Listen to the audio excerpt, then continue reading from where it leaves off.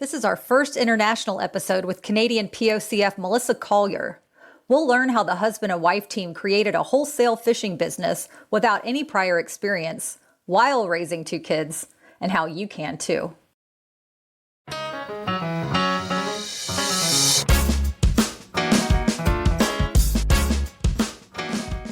I'm Megan, host of the Partners of Commercial Fishermen podcast. This show is dedicated to girlfriends, fiancés, and wives of commercial fishermen to connect and feel less alone. As we know, this lifestyle isn't for the faint of heart. So this is our space in the world to discuss the highs and lows of being in a romantic relationship with a fisherman. Because it's different than being a family member or friend. It just is. Join in to laugh, vent, and share stories with others who get your lifestyle. So what are you waiting for? Let's dive in.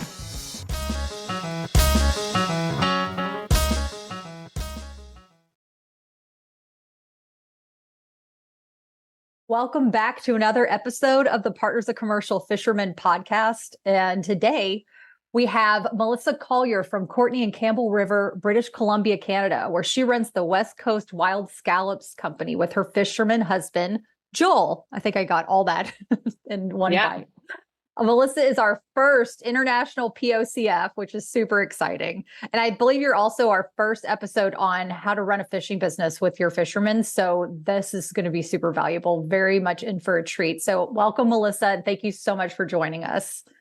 Thanks so much for having me. I'm excited to participate and contribute to this awesome network you're building. Yay, thank you. And I was just talking with Melissa about how amazing these podcasts have been because we get to hear the voices of Partners of Commercial Fishermen from all over the place. And we are literally recording an oral history, and it's just super incredibly special. So let's start at the beginning. Let's learn about our new girl, Melissa. So if you could, please tell us a little bit about yourself, like where you're from and how did you meet your fishermen? Yeah, so I've been trying to figure out how to condense this. My husband likes to call it telling a long story long because I'm always very good at being long-winded. So we love long stories, especially when they have to do with romance. So bring them on. Yeah. Well, so I'm from Edmonton, Alberta, which if anybody doesn't know the Canadian provinces, I am in the from the flatlands, very far from any ocean. I grew up in the prairies. I grew up in oil country. And my husband, now husband, and I met while he was at university. So actually we worked in the same bar. He came and worked at the bar that I was working in. And then we also ran into each other at school and just kind of hit it off and went from there. But he was actually there studying to be a petroleum engineer. So when I met him, he was not a fisherman whatsoever. Even though when I asked him that yesterday, he's like, I was still fisherman, which is very true, but I've never actually heard him say that before. But his family, he's a fourth generation fisherman. So he comes from a very long line of fishermen on his mom's side. But at the time they had one boat and a bunch of licenses that his parents were actively fishing with.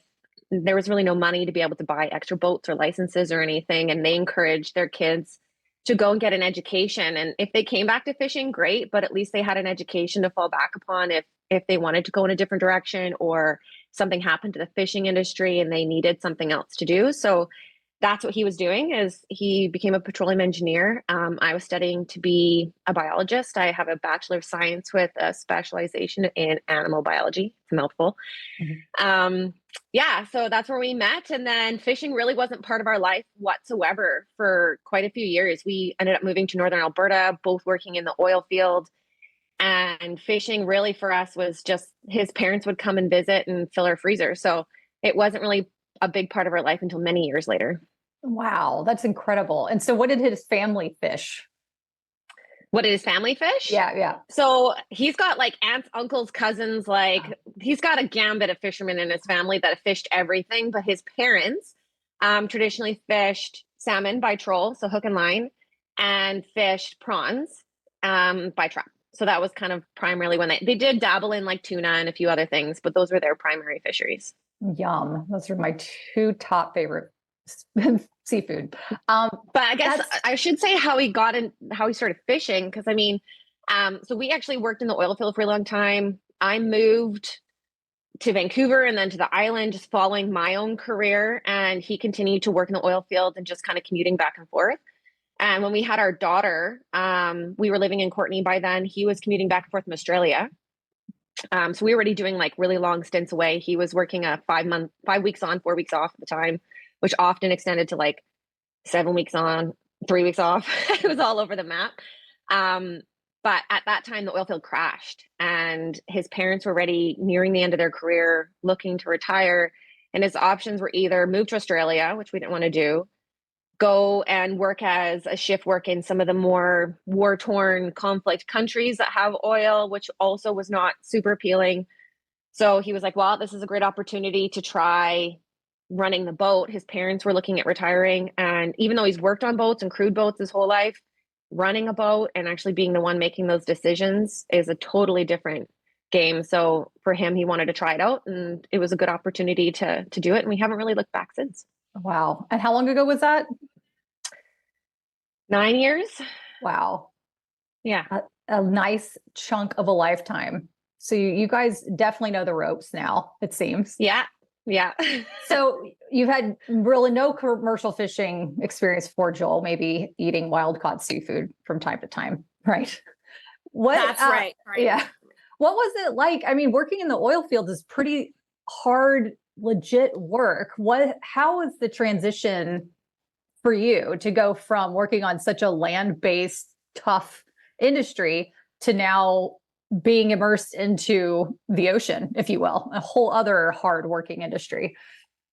Yeah, do you know what? The transition isn't that significant. I mean, the work is very different and the location is very different. But, we went from going to university, and then he moved to Grand Prairie. I was still going to university, and then I moved and joined with him. So we always already had time apart. And then even in the oil industry, like he had a shift, I didn't. I was still doing field work. So we were like sometimes just two ships passing in the night. There was one summer I literally got home at 10 o'clock at night and he left at 2 a.m. And that's all we saw each other for like a month, just because our schedules were all over the place. So like saying that, you can kind of hear the parallels of long times away from your fisher. And same with communication. There's lots of times that places he were at, you only could reach by sat phone. So he would call me when he could. So there's lots of parallels with that kind of aspect. It just was in a very different location. And again, like, you talk a lot on the podcast about how dangerous fishing is. So that's a totally different level, as well as, his environment and the overall risk to him is quite a bit different. Mm-hmm. But yeah, the transition wasn't such a huge thing with regards to your family dynamic and your family life. But a totally different world for me. As much as I studied marine biology in school, and I've always been obsessed with the ocean, like I didn't see the ocean for the first time until I was 19 years old. So it was like an immersive situation, a totally different world for me. For him, it was just, this is what he grew up in. I mean, he's been fishing since he was 6 years old. So for him, and diving in was an easy transition. And for me, I had a lot to learn, and it was fun to learn. I was excited to learn it all. That's great. And since we talked about the dangers, because there always is, how do you handle that type of, the anxiety and the worries, or do you have any anxiety and worries? It's not super bad. So I used to not feel so bad because my husband fishes pretty inside waters, and that always made me feel pretty good.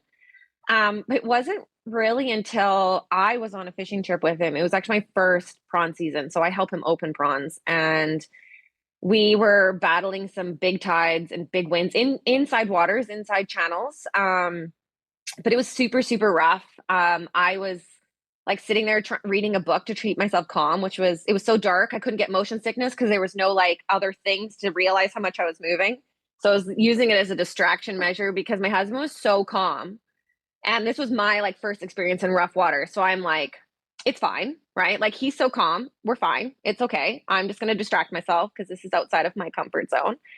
And it wasn't until, and we ended up having to do this like really kind of sketchy turnaround in the waves. And we could have been like blasted sideways by waves. And he just happened to time it well. We had a lot of weight on traps on our boat. So we were pretty like rolly. It wasn't until I got home from that trip that his parents and my mom, who were taking care of our kids, was explaining to me the situation we were actually in. And ever since then, I have a different perspective of the type of waters he's in and a different perspective of the situations that he's in. So I feel a bit more nervous, but on the same time, like his parents know those waters. His parents have fished those waters. So if they're calm about it, I'm very calm about it. It's not until they're suddenly like, ooh, that's a little bit nerve wracking that I actually go, oh, okay, we're in a situation I need to be concerned about. But most of the time, my husband's anchored. He always plays it pretty safe. So overall, like my anxiety levels are pretty low. I feel pretty good about him out there. That's amazing. Okay. That's great that you have a touch point family to just kind of gauge like, okay, where's our, like a hurricane tracker? Like, are we at category 3 or 4 or 5? Exactly. I love watching your Instagram reels. If you guys don't know yet, it's WC Wild Scallops. Is that correct on Instagram? Yeah. Such great reels. I love seeing your family on the boat, and I love a boat. I mean, I used to live on a sailboat with Chris, and I love being on his fishing boat. Can you explain your boat, the name? What does it look like? How big is it? All those fun little details. Yeah. So she's called the Lisa Jess. She's built in 73, I think. Originally built as a gill netter, but it's been converted to do pretty much every fishery that we do, and we don't gill net. So it has some fun features that we can use that aren't usually on a troll boat. It's 42 feet. The cabin size, I like to explain it as like, truck mounted campers, those campers that go in the back of your truck. That's kind of the size of the cabin. It's cozy inside there. Our cabin is really just like a dinette area, a kitchen area, the helm, and then you go down a couple steps to where the bunks are. It can sleep 3 people, max 4 if I'm on board. And that's only because my husband's dad converted the table so it drops down into a bed. And it's like kind of weird. There's shelves that need to get pulled out and like boards that go so that Joel has like space for his feet. It's a very interesting boat. But yeah, she's cozy and comfy. I love and old. that. Oh, I love it. Yeah, boats, they always have their own personalities and their own quirks. And to make space, even an inch makes such a difference. That's for sure. Okay, so how often are you on the boat? Are you fishing with him all the time, or was that kind of how you started and now what part of the business are you managing now mainly? Yeah, so I had my own career for quite a few years. And then I also worked from home. So when our daughter was born, I continued my career, but I worked from home. We mostly did that and put our daughter in like part-time daycare because he was coming and going so much. I wanted to make sure that she was home and around when he was home. But working from home, I kind of had to do that in order to accomplish her being home part of the time, but I couldn't go to work, but it wasn't until our son was born. I was on mat leave with our son, who's 6 now, and we started fishing scallops at that time. So before my husband just continued with prawns and salmon. And we fished scallops, and there was really no market for scallops. All the fishermen who originally had been doing it had retired, and we wanted to kind of diversify and break into it. So we ended up having to create a company in order to market and sell our own catch. And I was doing that on mat leave. And when it came to me going back to work, I was working so much for this kind of company already that I couldn't really do both.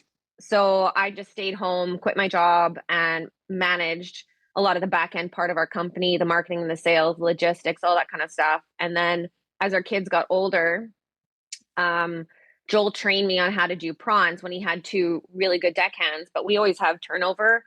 We often employ young guys and they work for us for a couple of years and then they're ready to move on to do different things with their careers. So it's nice having someone like myself on board who can help train the new guys so that Joel can focus on what he needs to do and not try to manage fishing and get where his trap needs to be, but also watching what the guys are doing.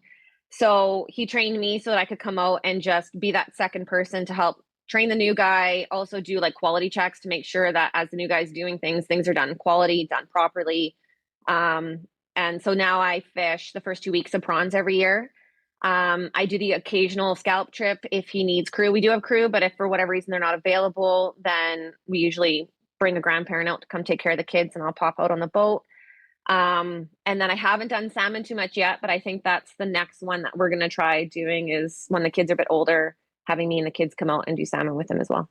Wow, that is so badass. I'm just visualizing everything. It really is. I mean, shout out to the Partners Commercial Fishermen like you and everybody. But it's interesting to learn how much our contribution to the industry is so needed within our small fishing businesses, whether it's making sure our fishermen have yummy, delicious, nutritious food when they come home, all the love, or if they need an extra friggin' deckhand and you call the grandparents and jump on board. I mean, that's just shows how beautifully diverse our skills and talents are. I think it's just incredible. Absolutely. And I know, like, because we do a lot of our own direct marketing now, most people that I know that are doing it, it's because they've got someone on shore. So whether that's their partner or they've got like some other business partner doing the shore work, because we have to, in order to survive fishing these days, everyone's so diversified. Everyone has to do a lot of different fisheries. Gone are the days when you could fish for a couple months and have the rest of the year off. So there's so many moving parts and so much going on with the actual fishing side of things that to be able to manage getting seafood where it needs to be and all those other logistics and paperwork and client relations and all that kind of stuff, like it's just too much to expect for him to do. So that's really kind of where I've come in is being able to fill that role. And I think a lot of direct marketing couples have gone down that route. Mm-hmm. How did you learn these skills? Because if you're working in a science-based industry before, I mean, with, what you were doing as a biologist, if I have that correct, how do you learn to run a business? Is this trial and error? Were you based on different types of seafood companies? Like, how did you know what to do?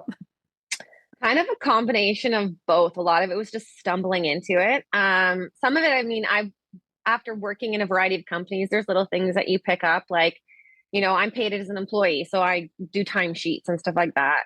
We reached out to someone we were already selling seafood with and said, hey, like, I'm trying to do payroll. Like, do you have any recommendations? And they gave me a program that works really well for them. And that's what I use now for making it that part easier. Some of it, is just trial and error, a lot of Googling, a lot of trying to figure out what is needed.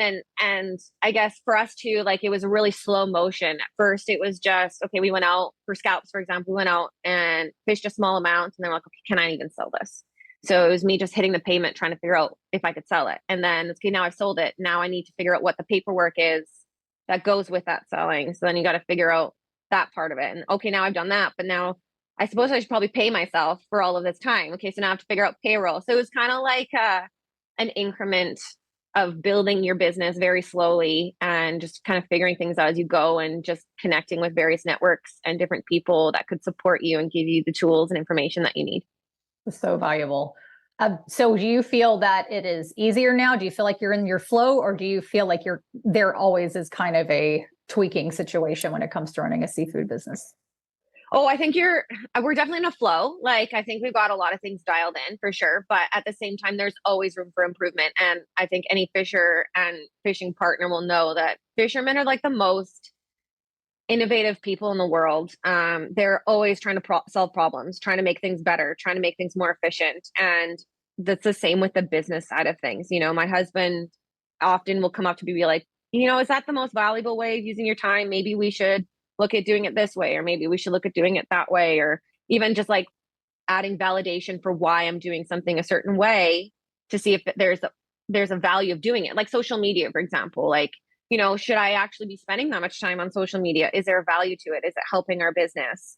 Little stuff like that you're always kind of looking at to make sure that you're using your time more efficiently and improving things as you can. So we definitely got things dialed in. That things I found really hard at the beginning are just like part of my day-to-day life, but it allows me to open that brain space to explore other things to make things move better or operate better, or even just make it easier. That's the biggest thing that Joel and I are in right now is we feel like our workload is like a lot, and running your own business and our work and life balance and managing kids and all that. So we're always trying to look at how to make things easier for ourselves and lighten our workload so that we can still do what we need to do, but not always feel like we have to be like grinding it out.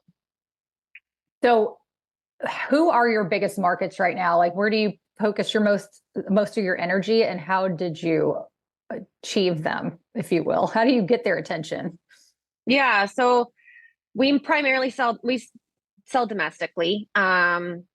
We first started with just connecting with a local company that had been buying. So our scallop license came from Joel's uncle. We bought it off his uncle. So first thing we did was contact some of his old clients that he used to sell to and see if they were interested. And then after that, like I literally would Google seafood businesses and just like cold call them. I would like go to restaurants and then I'd be like, hey, chef, you should have these scallops. I still do that. I would see a food truck drive down the road and I'd be like writing down their names and calling them. Like the first little bit there was like a hardcore hitting the pavement, lots of cold calls. Now we're in a better situation where like a lot of our traction comes from chefs who've seen our product on social or seen it around and are like, hey, I'm interested in this. How do I get it? Or we work with food distribution companies. So like for us trying to do chef, like working to chefs, we learn they like small amounts on a regular basis. I don't have the capacity or a truck. I'm not driving stuff around. So we work with food distribution companies that can take really big orders and then they can do those small orders to chefs. So I still try to connect with chefs, but then I try to find that middle person that will help me take my product to them. So now I end up getting chefs calling me and then I will give them options. And if those options don't work for them, I'll be like, who do you work with? Let me call them, you call them. And it kind of, we come at them from both angles and try to make more connections. And that's kind of where we go with the wholesale stuff.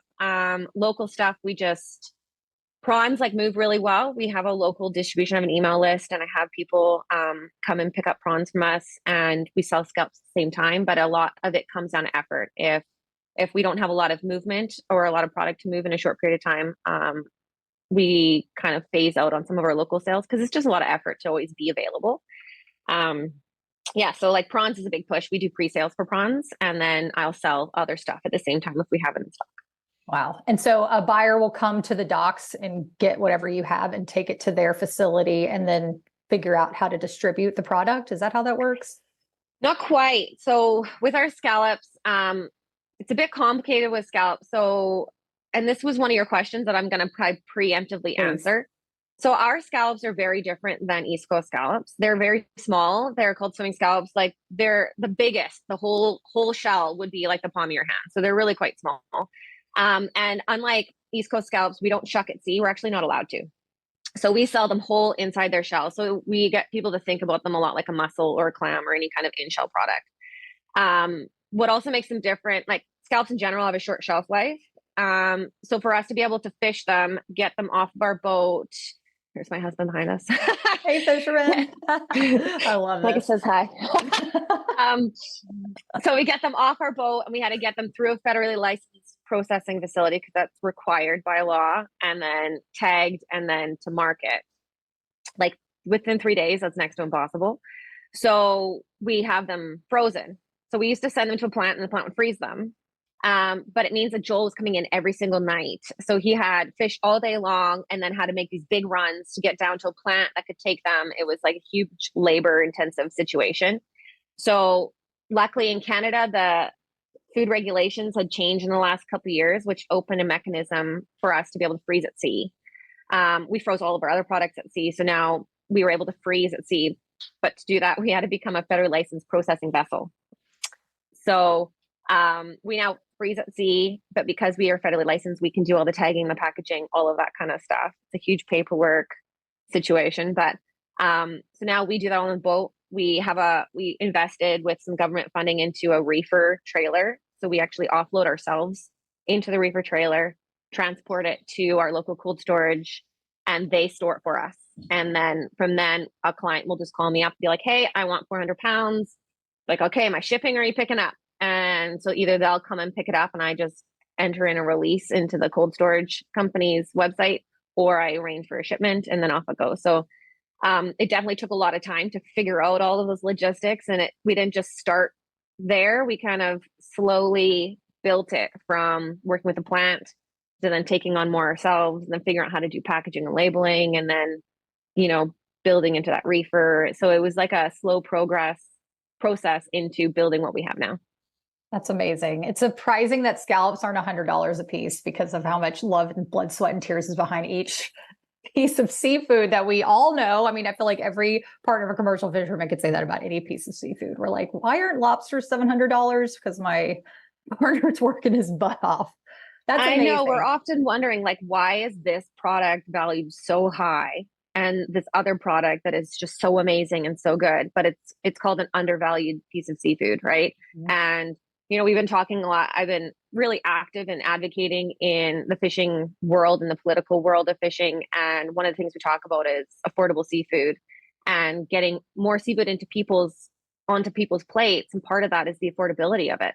Mhm. But, like pink salmon, for example, is one of the most undervalued fish, and it's amazing. It's what my family eats. Our scallops are some of the most affordable seafood because it's such a small fishery. It's such unique, and it's really just a couple of boats. Like for scale, there are 6 licenses for this fishery. That's how big this fishery is. There's only 3 active licenses right now. So, and we're one of the bigger producers. So we're not talking like a massive fishery either. So it's like affordable, and we try to make it as easily accessible in Canada as possible. Wow. Wow, wow, wow. And to give people a place on the map, where y'all fish, your fishery is west of Vancouver. So you guys are even more northwest, right, than Vancouver? That's right. So like the island is west of Vancouver, and I don't even know how far it would be tip to tip. I'm like halfway. I don't know, maybe like 7 hours driving from tip to tip if you could actually drive straight the whole way. So it's a fairly large island. Do you know what? That 7 hours might not even be right. I'm totally guessing. That's but okay. yeah, so I'm huge. like It looks like a little halfway state. up the island. Yeah, it is. Okay. But I'm halfway up Yeah. the island is where we are. So we're in Courtenay. It's about an hour. I have to drive an hour down south to Nanaimo and then take an hour and 45-minute ferry to get to Vancouver. Okay. It sounds magical and pristine and beautiful out there. It is. It's beautiful. So our scallop fishery is our only local fishery. So we actually fish it like within a couple of hours boat ride of our home port. There's one area that we can actually see from shore that I've had, like my son and I, we know dad's out there, and we'll go like drive up there and just like wave at the boat, and he can't see us. He's too far off, but then we'll call and be like, wave at us, we're waving at you. And then we all pretend we can see each other. Joel sometimes can if he pulls the binoculars out, but so that's our only local fishery, which is kind of fun. He still goes out for like, a week at a time or 10 days at a time. It's very tide dependent. So it just depends on the tide and weather. So he still goes out for a while and anchors out. So it's not like he's coming home every night, but that's our only local fishery. Like our salmon fishery, we have a northern trawler's license, which is up by the Alaskan border. So he's gone, it takes him 5-6 days just to get there. And then he's gone for, a month at least. And then our prawn fishery is kind of North Island and out. So it still takes us like a day and a half, 2 days to get to the fishing grounds. And then he's gone for 40 days. Wow. Okay. So 40 days to 30 days is kind of your stretch. Well, and travel time, correct? Is the time apart that you'll have? Yeah. And I mean, like, there are times though that he comes into port, like if he's fishing, like our prawns is close enough to a port that I can drive up island and bring him groceries. So we do supply runs for him. So we do kind of like sneak in the odd visit. But they're short. It's like we literally show up, he unloads whatever he needs to get rid of. We load all of the groceries back in. We spend maybe like 20 minutes saying hi and then he's off because he's got to get back out on the ground. So it's not like we're spending much quality family time. Yeah. So when he's home, how long is he home? That depends on what fishery. So several years ago, it used to be prawn started in May, and then he would fish for 40 days. He'd be home for maybe 3 days, but those aren't even home days. He'd be at the boat every day, changing our boat over and changing all the gear over. And then he'd be gone again for another like month and a half. So it used to be like a good 3-month stretch that he was mostly gone. But now our seasons have shifted based on a variety of reasons, mostly political. So now he's home for a little bit in the summer. So he's gone for 40 days and he's home for like a month or a bit. And then he's gone again for a month. And then scallops is kind of on and off all winter, again, depending on tide, weather, orders, that kind of stuff. So it's very sporadic. Yeah. So there's no real off season. It's just when one ends, preparing for the other one, all that kind of stuff. Our entire life is basically get ready for fishing, go fishing, clean up from fishing, get ready for the next fishing, go fishing, clean up from fishing. And then if we're ready for fishing, we'll try to like take some time to have some family time. November is our only month that we kind of consider our off season. And we could technically fish, but we just decided November is our off season month. That's nice. That's nice. Yeah. What do the kids think about fishing? What do they have any opinions on the lifestyle? So I actually asked them this morning. Yesterday, I asked them that. So I was like, what do you guys think of fishing? And my daughter, we talk a lot about sustainability. We talk a lot about our fishing methods, the things that we like about fishing, the things that we want to improve, all that kind of stuff. We're pretty open about that stuff with our daughter, and she's 9, and she's like, I love that it's good for the environment. I love that it's wild. I love that it's you know, not poor practices. I love how we fish. I love that we're sustainable, that kind of stuff. She loves eating seafood, and she loves being on the boat. She loves seeing all the sea creatures and all the amazing scenery and stuff. She told me today that she's just learned and discovered sitting quietly and listening to the world around her. And she's really fallen in love with just hearing nature. And she's excited to go out on the boat and just listen. And I thought that was so sweet. I just My teared up. 6-year-old, That's beautiful. yeah, my 6-year-old, he's funny. He says that he really likes that he's only one of 2 kids in his entire class that fish. He's got one other kid in his class. It's a fishing family, which is cool for him because then he has someone who kind of gets it. But I think he likes it. I think he kind of takes it as a bit of a bragging point or a cool story. He also, same thing. He loves seeing other creatures. He's determined to catch a shark. That's like a thing right now. He loves sharks. Yeah, but and then he loves seafood. Like if dad doesn't catch enough salmon, we have problems in this house. That's when you know you're raising your kids right. Yeah. Okay. So to clarify, your fishery is not, it's not a farm. It's not like how they have oyster farms. You guys are actively, is it trawling, and how is it different? I feel like it is possibly different than traditional trawling methods, if I read on your website correctly. Yeah. Can you explain how that whole thing goes down? It's very different. So firstly, it's very different in scales. Like scallop boats on the East Coast are huge. They're, in comparison to my boat, they're huge.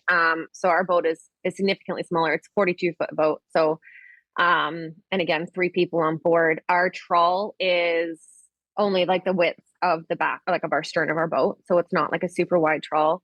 And it has these like steel runners along the bottom, and the steel runners basically gently bounce along the bottom of the ocean. And the purpose of it is actually keep the net of the trawl off the ocean floor. So our scallops are called swimming scallops. Now, all scallops swim to an extent, but swimming scallops actually swim up into the water column, and they swim quite a bit. So the whole fishery is designed to make them swim. So when we come over, the shadow of the boat, the vibrations, there's like a little spinner thing in our trawl. It scares them, and then they swim. So then our net actually picks them up while they're swimming. So it's kind of like a design feature. It also means that we have like next to no bycatch. What we catch like literally 10 to 12 non-target species in a season. Like it's such minimal bycatch, so incredibly targeted. We do have minimum size, so they do get sorted. We have like a tumbler sort that all the small ones kind of fall through and go back over. So the trawl is like, it's specifically designed to have very minimal bottom contact and very minimal bottom damage. So unlike traditional trawling, which is raking and actually like disturbing the bottom, like that's not what this is at all. And yeah, like it was designed by the fishermen for this fishery specifically. So it's a pretty unique and special design. It's really cool just with all the bycatch, the design of the trawl, like all of these little features. It's an incredibly sustainable small scale fishery. Our survival of the little small ones that go back is 97%. So it's just, yeah, it's an incredible fishery. And as a biologist, like I love this fishery. I love being behind this fishery because I think it is such an amazing way and a sustainable way to harvest seafood. I love that. That's so incredible that they invented this type of fishing method. Yeah, fishermen are incredibly inventive. And when you get the fishermen involved in their own gear, magical things happen. Just imagine if the government agencies would talk to the fishermen directly to get their opinions and to better everything for everyone all over the place. You're going to get me on my soapbox. I preach this all the time. There are so many examples of rules that get pushed through that make absolutely no sense because they didn't talk to the fishermen. Like a prime example in a halibut fishery here up in Canada, they're supposed to have these taglines. There's like these weird whippy things, and it's to prevent birds from going to the bait. But in the wind, those taglines whip around and they're super, super dangerous. Like they can snag your finger and rip them right off. Like they're so dangerous. In the States, they talk to their halibut fishermen and we're like, okay, this is our problem. What's our solution? In the States, they use hoses, and the birds don't want to fly into the water, and it's not dangerous. Who cares if you get wet? We're all wearing rain gear, right? But that's what happens when you talk to fishermen. You get innovative and practical solutions that work instead of things that are potentially dangerous. Wow. What kind of regulations and environmental changes are you currently facing right now? So the biggest thing that is happening here in Canada is this marine protected area network that the government is pushing through. So like, I mean, I'm sure you guys have this down in the States, but there's this whole idea of protecting 30% of the ocean by 2030. I mean, there's no fisherman who doesn't want sustainability and conservation. I mean, we can't be fishermen if we don't have fish out there, but the current plan is being done with very little consultation with fishers, and they're on like scenario 2 or 3, and every scenario they come up with is scarier than the last.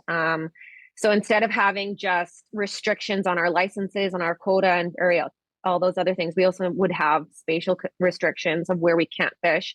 And of course, a lot of the information and their data comes from the fishery in itself. So of course, all these marine protected areas are some of the most abundant and most fished areas. So like I often explain, like there's a reason why we fish there. We might not fish. Yes, there's an entire zone of area that we could fish, but we don't fish there because of bycatch or safety or location of port or exposure. But instead of taking any of those areas, they want to take the one area that we do all fish. So there was actually a documentary that someone put out recently, Aaron Gunn, who put out a document called No Fishing Allowed, that where we were interviewed for as well, that really explains what MPAs are, what the goal is, what the current system that they're trying to put in, and what the overall risk is to the fishery. And right now they're looking at 40-50% reduction in access, to the point that our fisheries may reach that critical mass of not being economically viable because we just don't have the space to fish, and space that's left over we're all going to like smush into, and the fishing pressure is going to be unreal, and it's going to just be really, really hard to continue making fishing viable. Wow. Lots to take in. Just a small little nug. What challenges do you feel as a partner of a commercial fisherman right now? All of the politics and the stress and all of that stuff aside, it is a hard life. I mean, like you guys have said in all of your podcasts and all of your interviews, it's not for the faint of heart. It's a hard life having your partner gone all the time, having to kind of maintain the homestead by yourself. Also just that coming and going and that breaking of routine. Like I'm in that right now. My husband just got home like a week and a half ago, and I'm doing a lot of deep breathing and patience because it is trying to like get back into routines and rebalance the family. Mm-hmm. Yeah, I don't know. Part of me is though, I'm like, I've been doing it for so long. I get so many people who are like, how do you do it? How do you do it? It's like, I don't know. It's just the way it's always been. Like we've always been apart and always been kind of coming and going, and it's hard, but it's I don't know. It's just always the way it's been, I guess. Yeah. Trying to explain to people, I think that's always an interesting thing. Trying to explain to people what your life is like so that they can understand what you're doing and why you're doing it is sometimes interesting. Yeah, it is. I also wait for the facial expressions when I tell them how long Chris is going to be gone. Or yes, that one. Yep. Yeah. Trying to explain like, and what do they fish and how much do they fish? And can you guys just go and fish anything? Or like, how does licensing work? Like there's lots of big questions that we get, which is kind of why I started that social media thread of trying to answer some of those questions so that people can just feel a little bit more in touch with their seafood and the fishermen and what goes into the food they're eating. Totally. And it just made me think of another thing. I mean, even if you're not actively involved in your partner's fishery, you are, because as we mentioned, providing this home and the food and the love, but also talking to your friends is being a huge advocate for commercial fishing in general. And although it is exhausting for us, that's another task that I think is a very important skill that we have, is that we get to explain and show people that we're human and they're actual humans with families out there working their butts off. And yeah, that saying a woman's work is never done is so annoying because it's probably the most accurate statement, especially when it comes to a POCF. But the way that you guys seem to handle this. Like you said, you guys are in your flow, and I'd love to know what kind of advice you would give for other POCF moms out there. Yeah. So I've been thinking about this a lot. And not this, I guess, for PCOS just being partners and also for being moms. Like the first thing, like a lot of people have said, patience, communication. And that's getting easier and easier with your fishermen now because of technology advances. For me too, a lot of it is perspective. I do get to go out and fish. And even when we were working the oil field, for example, he'd come home and he'd crash on the couch and I'd be like, why do you want to spend time with me? Why are you sleeping so much? Like, what's going on? And then I started working the oil field and I was like, oh, okay, I get it. You're tired. Same as like fishing. Like I go out and fish. I get land sickness when I get home. I feel like crap. Like I feel nauseous. I feel tired. And my husband gets it, not to the same extent, but my husband gets it. He crashes. You know, when I get home, I get sensory overload. The kids are like coming at you because they're so excited, right? And it's like literally overstimulation because there's so much. And you literally just got off a boat where the three of you are sitting in a smushed little section and you're thinking about a lot of different things. And then all of a sudden you come home and you've got like two little like excited things coming at you nonstop. And it's a lot. Just all of those pieces coming together. And so I know when my husband comes home, like we get excited. Don't get me wrong. Like we call it the daddy alarm. Like my kids used to stand at the door and go, daddy, daddy, daddy, whenever they come home. I join them because it's fun. And so the daddy alarm goes off, but then we try to like bring it down a little bit, bring her down low key. Dad needs to just go crash on the couch. Dad needs to go and have a nap. Dad just needs us to like bring it down so that he can kind of reacclimatize himself to being back in our world, even though we're super excited and want to show him everything that has changed or everything that is the exact same. And we're just excited to show him again, you know, stuff like that. So the other advice I think for moms too, in particular, is your network, whether that's the PCOF or whether that's just friends and family, having people, even if they don't know or understand your life, having people you can rely upon. Like I couldn't get my kid to soccer because my kids were playing at the same time and my husband's fishing. And I could call someone up and be like, hey, my husband's gone. Can you help me out? Or I take off for a couple of weeks and people are like excited to hear about fishing and you know, the kids are grandparents. Tell your mom, does she need anything? Like I'm here, she can call me. Like just having a support group of people who understand what your life is like and are there for you to help you out, even if they don't know fishing and they don't get fishing. They know that you're by yourself and your husband's away and you might need a hand. And I just think having that support network, regardless of who it is and how it is critical for moms. It'll keep you sane. Love that advice so much. And I love that particularly to ask for help. I mean, if people don't know to offer, I'm an aunt, I have auntie vibes.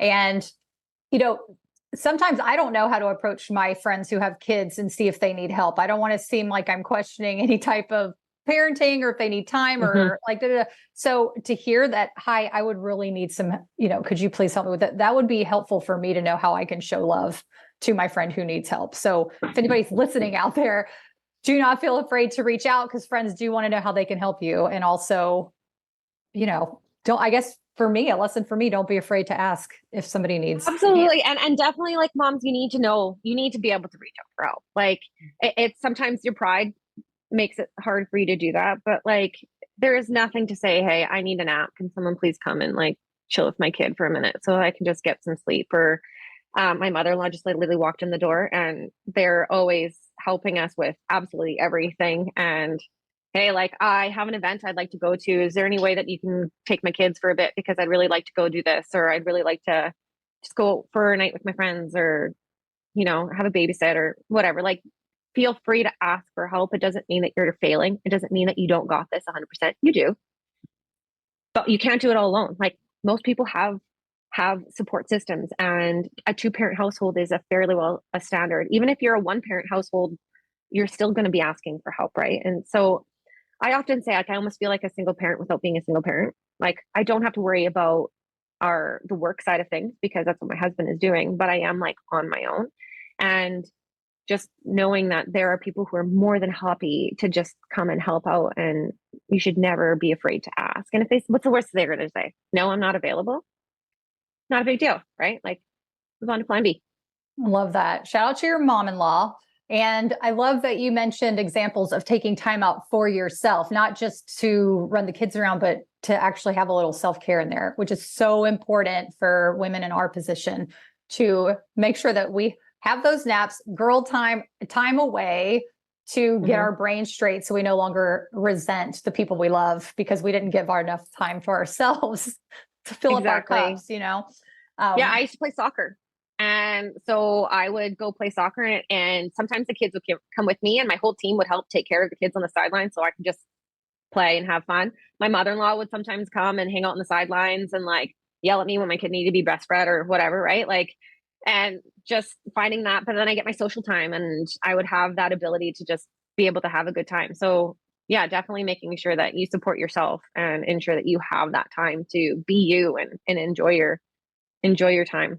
Love that. I love that. Love that. Okay. So many things to love in this episode. So much goodness.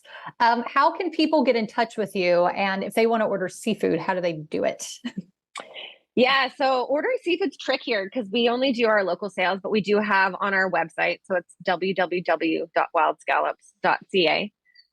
We do have a link on the bottom for our pre-orders. And so anytime that we are offering seafood, you'll get an email and it lets you know what's going on. And it is though specific to like our region. So the Comox Valley, Campbell River, or basically people have to come to me.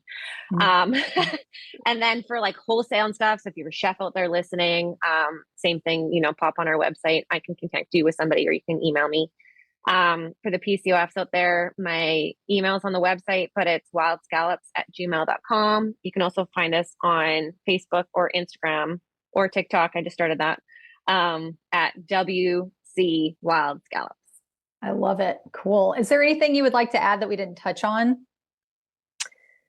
I don't know. We covered a lot of topics, Megan. I think just a couple pieces of advice I've always with business. If you're talking about business, and that's kind of what our focus was today, is start small and understand your capacity. Don't try to take on too much because you're gonna kick yourself and you're gonna extend yourself so much. So just slowly build your business and work on things within your capacity. Because the last thing you want to do is feel that you can't participate in your life and in your kid's life because you've taken on this huge project. So just kind of keeping that into perspective.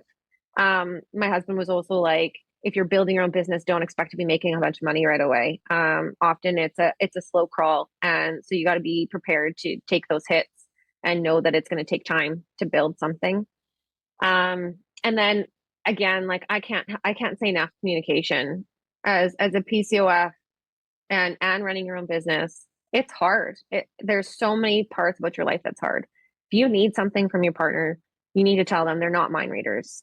And you need to explain, like, this is what I need from you. This is what I need you to do or not to do, or how I need you to talk to me or not talk to me.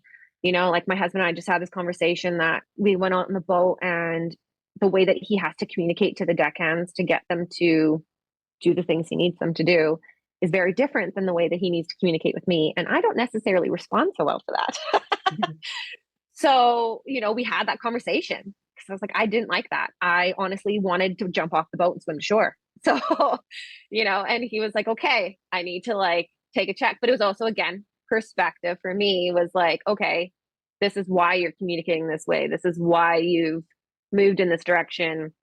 Maybe I need to grow a little bit of a thicker skin and just kind of like brush it off because there's a reason why you're doing this. So, communication, perspective, all of that kind of stuff. And for sure, if you get the opportunity to go fishing with your fishermen, even if it's just for like a fun trip, do it for sure, because getting a glimpse into their life and seeing what is out there and seeing what they do is incredible. And you will not only love that, but you will also, again, have that perspective and have that ability to really understand this amazing life that you're a part of.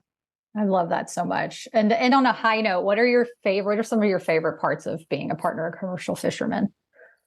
I'm a biologist at heart. So my favorite thing is the creatures, the scenery, being on the boat and having a pod of dolphins on the bow. My husband FaceTimed us this year and he's like, I have dolphins. And we're like watching live as there's these dolphins darting in and around, like just the pictures of whales, and when I get to see it in person, even better. Like I totally nerd out. I get so excited. I love the fact that my husband teaches them his like fisherman word for a creature, which is usually totally wrong. And then I like look up the actual biological name. And then half the time we use the cool dad name because it's funner. But I love that. I love nerding out. I love teaching my kids about the creatures and the animals and fishing and sustainability and just all of that stuff. It's so much fun for me. Oh, what a beautiful life and world y'all have created. It's just so nice to hear about your experience. And thank you so much for sharing all these nuggets of wisdom. I know there are many people out there who think about how they can turn a seafood business into from their fishing business. And so this gives so much perspective on just put one foot in front of the other and you can do it. For sure. There's so many networks too. So if anybody is looking on this road, feel free to reach out and I can, point you in the right direction if I have any resources for you. Like for the States, Local Catch Network is a really big one for people starting their own business. Even networking, like if you have a young fisherman's group in your region, like we have the BC Young Fishermen's. You've talked to Trish Whetstone in the past. We've been part of the steering committee on that for a long time. Nice. There is an Alaska Young Fisherman. There is like the New England Young Fisherman. There's so many like great organizations that can help you set you up for tools. So again, if anybody does want to reach out with me, I'm more than happy to try to shoot them off in the right direction if I can. Awesome. Thank you so much for your time, Mellissa. I'm going to put all the links and everything that you mentioned in the show notes. And I can't wait to see you on Instagram again. So for sure. Thanks so much, Megan. And I'll be definitely listening in on your amazing content. I'm excited to see what kind of things you do next. Well, thank you. And thank you for being a part of that. For sure. All right. Bye. Well, you take care. You too. Thank you so much for listening to the Partners of Commercial Fishermen podcast. If you would like to support our community, please tap the subscribe button, share with family and friends, post on socials, or write a review. It would be so amazing. And if you're a POCF looking for more resources on how to navigate this unique lifestyle, things from long-distance dating to motherhood advice, visit meganwaldrop.com. We can't wait to connect with you. If you want to connect further with others in our community, I'd love for you to join us in the private forum. The forum is a VIP members-only safe space for us to chat and relate with POCFs all over the world and share our thoughts and feelings without judgment, because we get you. There are also monthly Zoom calls where you can find answers, seek support, and receive guidance, plus giveaways and special offers that are only available for forum members. To learn more, go to meganwaldrop.com/private-forum.